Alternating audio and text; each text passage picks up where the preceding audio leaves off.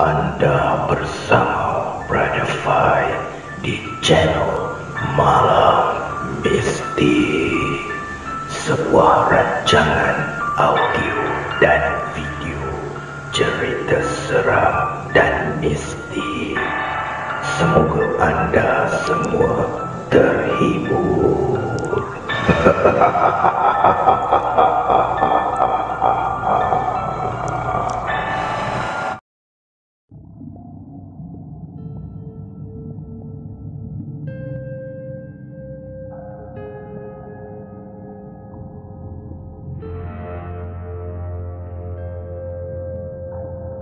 Apa kabar para pendengar Malam Mistik? Pada malam ini, Brother Fai akan kongsikan kepada anda kisah yang datangnya daripada Fira Syazik Firas. Kisah yang bertajuk Tumbal. Mari kita sama-sama menghayati kisah ini.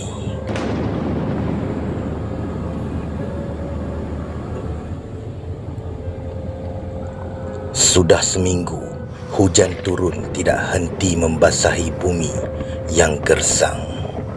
Satu rahmat bagi penduduk kampung Kijang yang telah keputusan bekalan air hampir sebulan lamanya. Pak Kahar selaku penghulu kampung Kijang telah mengarahkan anak-anak buahnya untuk menggali perigi. Itulah saja ikhtiar yang ada untuk mendapatkan bekalan air bersih. Tetapi semua ikhtiar dan usaha mereka itu tidak mendatangkan hasil. Sementara tanah yang kering kontang dan keras kejung. Memandangkan kedudukan kampung Kijang yang terletak amat jauh di pedalaman, itu menyebabkan bekalan air bersih amat sukar untuk dihantar masuk ke kampung itu. Keadaan kampung Kijang tidak ubah seperti padang jarak padang terkukur layaknya. Banyak ternakan yang berkelimpang mati kehausan. Hanya sebatang sungai yang ada satu-satunya di kampung itu yang masih dapat membekalkan air pada mereka. Sungai itu pula terletak amat jauh di dalam hutan tebal. Amat sukar mereka untuk sampai ke sana. Hujan lebat yang turun mencurah-curah pada suatu petang bagaikan satu pesta untuk mereka semua.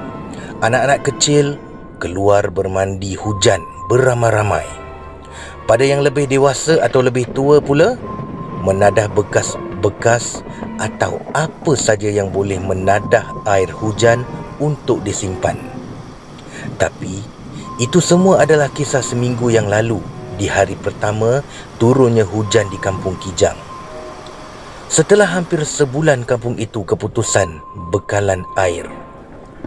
Tapi kini, setelah hampir seminggu, hujan lebat yang turun tidak menampakkan tanda-tanda akan reda. Semua itu menyebabkan air sungai yang jauh di dalam hutan naik mendadak dan melimpah masuk ke dalam kampung. Semua jalan keluar dan masuk ke kampung itu tidak dapat dilalui dengan berjalan kaki. Penduduk harus menggunakan perahu ataupun sampan untuk ke sesuatu tempat. Apalah bala yang melanda. Selepas kemarau berpanjangan, kini hujan pula tidak berhenti sehingga satu kampung dilanda banjir besar. Mak Odah menyuarakan kebimbangan hati. Sudah takdir Allah, kita sebagai hambanya harus menerima dengan reda, balas Pak Kahar menenangkan hati sang isteri. Nun di sana, sebuah rumah yang ada di kampung itu, kelihatan seorang lelaki dengan berbekalkan pelita minyak tanah, duduk bersila di tengah rumah. Mulutnya berkumat kamit membaca mentera. Di hadapan lelaki itu ada sebuah meja kecil. Di atas meja itu tergeletak tengkorak kepala manusia yang berlapikkan kain kuning.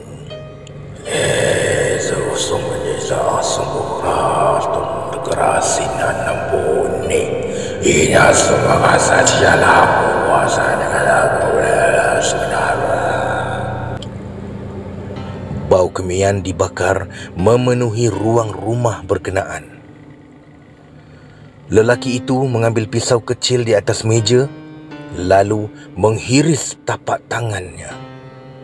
Darah merah meluru keluar dari luka hirisan. Darah yang mengalir seperti air dari luka di tangannya dibiarkan meluncur jatuh ke atas tengkorak, sambil mulutnya terus membaca mentera, menyeru iblis. Menyeru iblis laknat memunculkan diri. Jauh terpesong akidahnya.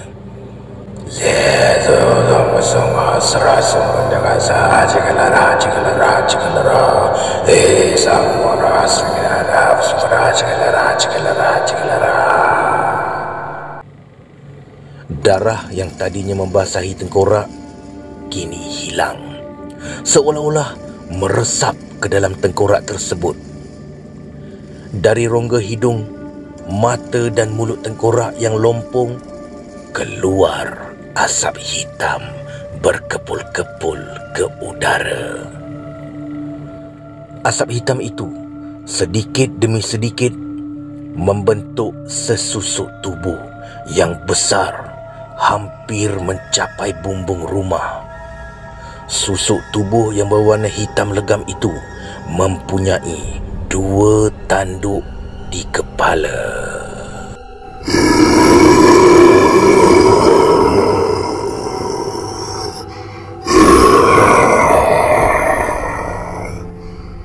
Hei manusia, apa maumu sehingga aku diseru?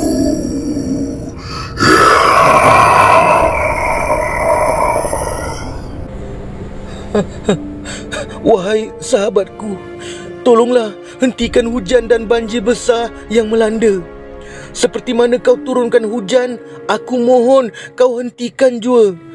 Lelaki itu dengan penuh harapan memohon pada iblis laknatullah.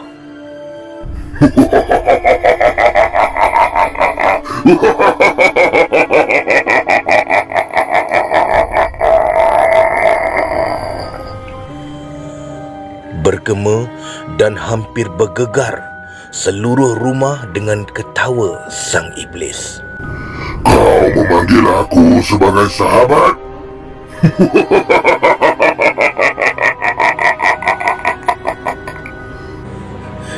Ya, aku anggap kau sahabat sejatiku yang boleh memberikan segala yang ku pinta. Akan ku berikan apa saja mahumu sebagai balasan. Apa saja? Soal iblis secara sinis. Ya, apa saja wahai sahabat. Semua kehendakmu akan ku turuti, akan ku patuhi. Walau dengan nyawa sebagai taruhan? Sang iblis menuntut janji. Ya, walau nyawa sebagai taruhan. Tanpa berfikir, lelaki itu mempatri janji.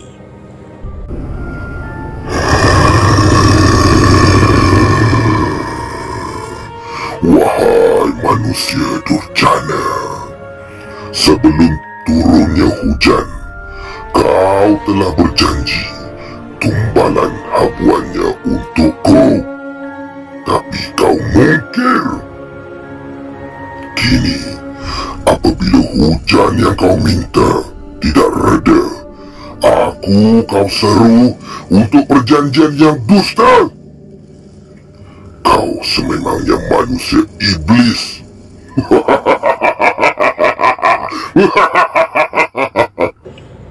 Si iblis menuntut janji.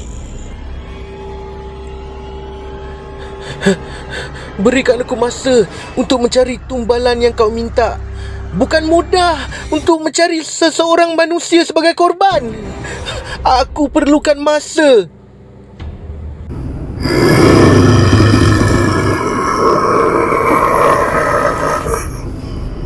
Sang iblis mendekati lelaki itu sehingga mukanya betul-betul dekat dengannya, sehingga kan dapat didengari degupan jantung lelaki itu.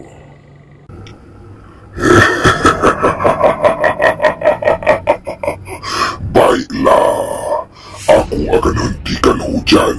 Tetapi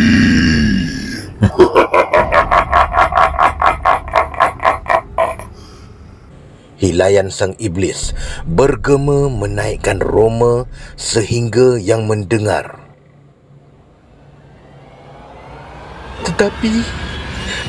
Tetapi apa, wahai sahabat? Katakanlah.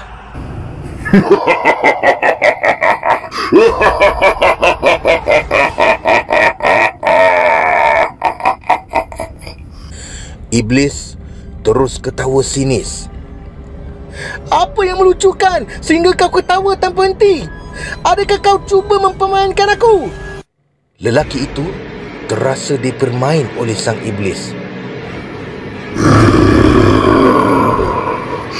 dasar manusia durjana, kau menuduh aku mempermainkan kau, sedangkan terang-terangan kau yang mempermainkan aku. Iblis terus mencengkamkan kukunya yang panjang dan tajam ke leher lelaki itu. Apa yang kau cuba lakukan ni? Aku janji aku akan jadikan korban sebagai tumbal untuk kau. Tapi berikan aku sedikit masa. Lelaki itu cuba melepaskan dirinya dari cengkaman iblis laknatullah. Semakin lama, semakin kuat cengkaman di leher lelaki itu sehingga dia sukar bernafas.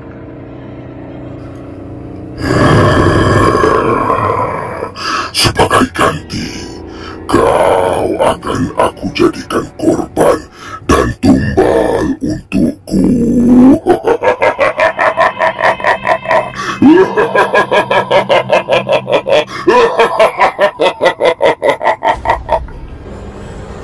Sehabis berkata-kata, maka terpisahlah kepala dari badan lelaki itu.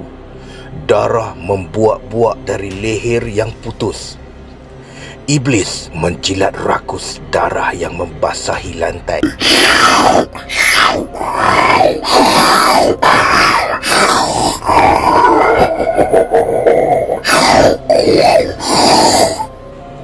Setelah puas menjilat darah yang membuak, dada lelaki itu pula dirobek.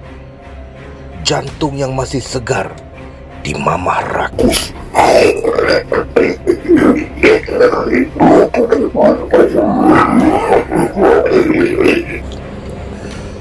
Setelah puas dengan tumbal yang ditagih, iblis menghilang dengan hilayan yang bergema.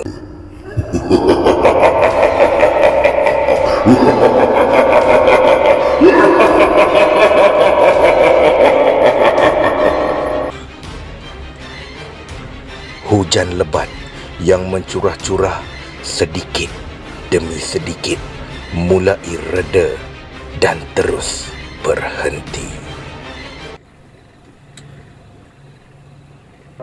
Sebagai pengajaran untuk kisah ini, sebaik-baik jin adalah sejahat-jahat manusia. Jangan diminta selain dari Allah Subhanahu wa Ta'ala.